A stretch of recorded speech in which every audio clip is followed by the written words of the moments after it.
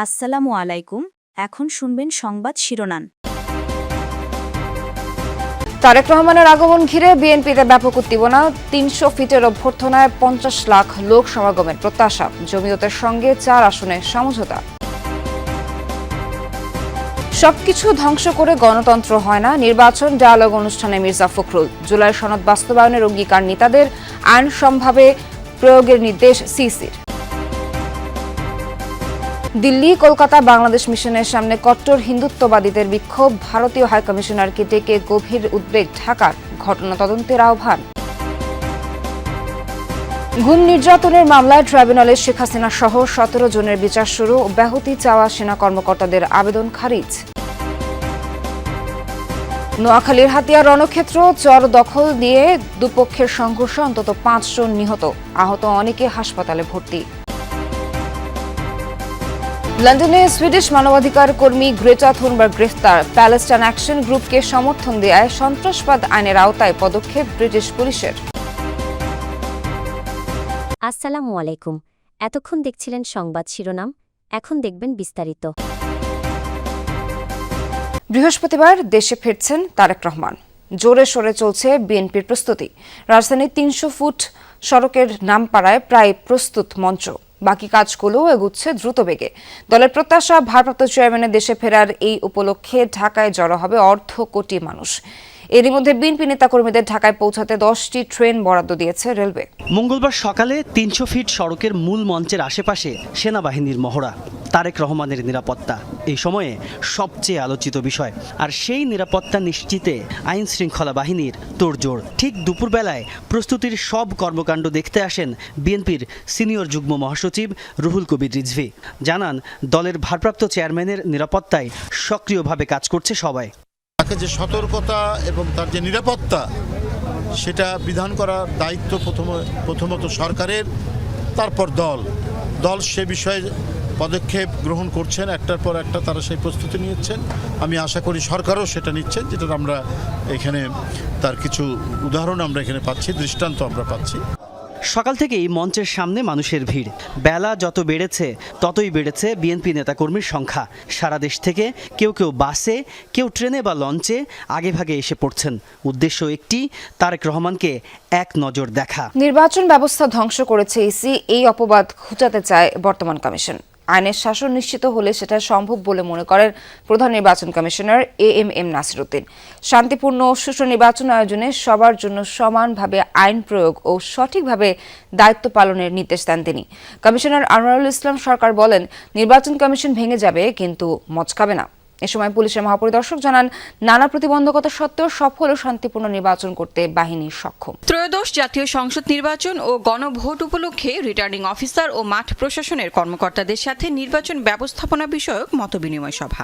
উপস্থিত ছিলেন বিভাগীয় কমিশনার, ডিসি, পুলিশের আইজি, স্বরাষ্ট্র ও জনপ্রশাসন মন্ত্রণালয়ের প্রতিনিধিরাও।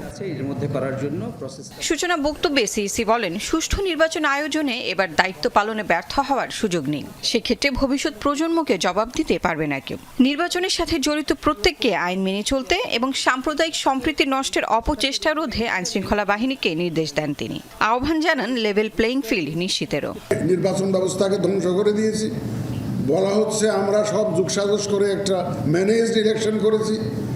এই অপবাদ থেকে আমরা মুক্তি চাই, এই অপবাদ আমরা ঘুচাতে চাই।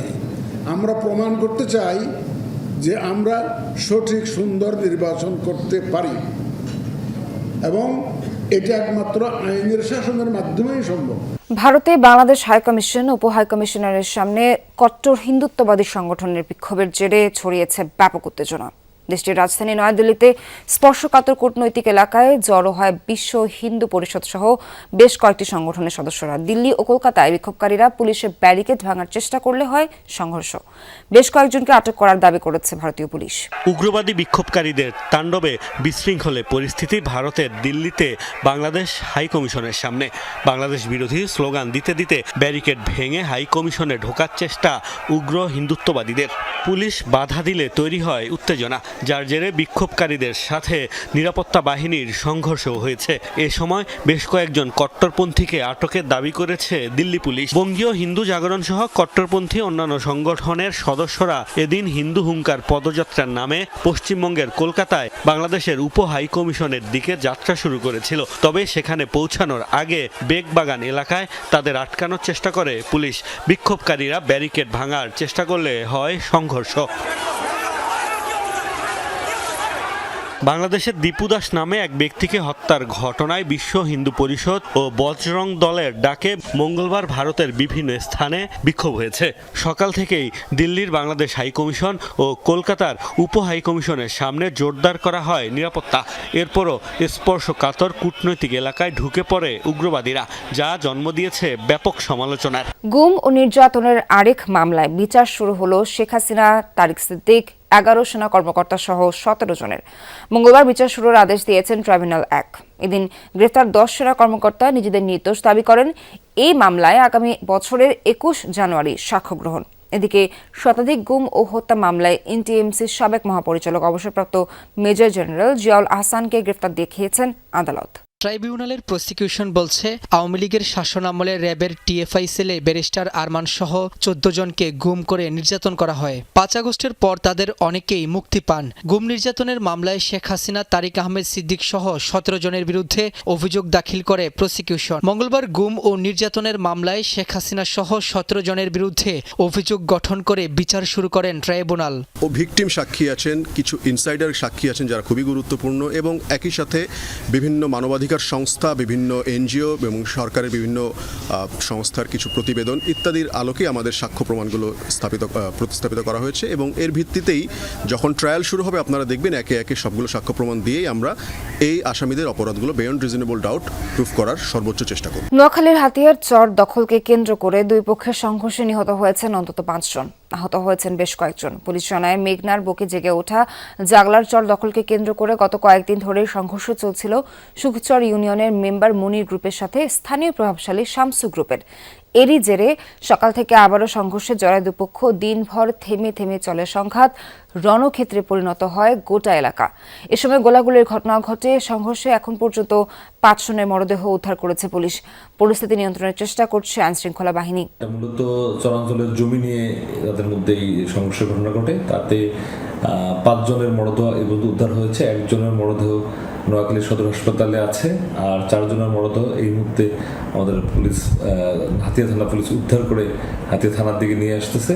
আর 1 জন আহত আছে, তাকে চিকিৎসার জন্য হাতিয়া হাসপাতালে নিয়ে যাওয়া হচ্ছে। যুক্তরাজ্যের লন্ডনে সুইডিশ মানবাধিকার কর্মী গ্রেটা থুনবার্গকে গ্রেফতার করেছে ব্রিটিশ পুলিশ। মঙ্গলবার ফিলিস্তিনের সাথে সংহতি প্রকাশে আয়োজিত এক বিক্ষোভ থেকে গ্রেফতার করা হয় তাকে। এ সময় তার হাতে ছিল ফিলিস্তিনের পতাকা আঁকা প্ল্যাকার্ড। পুলিশের দাবি, নিষিদ্ধ প্যালেস্টাইন অ্যাকশন গ্রুপের প্রতি সমর্থন দেয়ায় সন্ত্রাসবাদ আইনের আওতায় তাকে গ্রেফতার করা হয়েছে।